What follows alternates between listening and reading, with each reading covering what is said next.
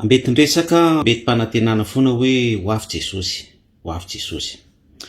Verimberina ao ambava ny mpino sy ny mpitoriteny foana izay teny zay hoe mimana fa ho avy ny andro farany ho avy Jesosy.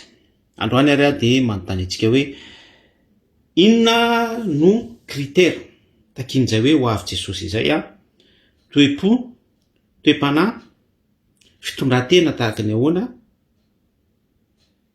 no compatible amin'izay hoe fiavian'i Kristy Jesosy eny amin'irao lanitra amory ny olona izay.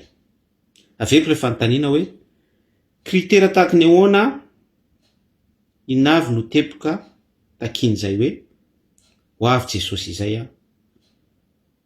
amory ny ondriny.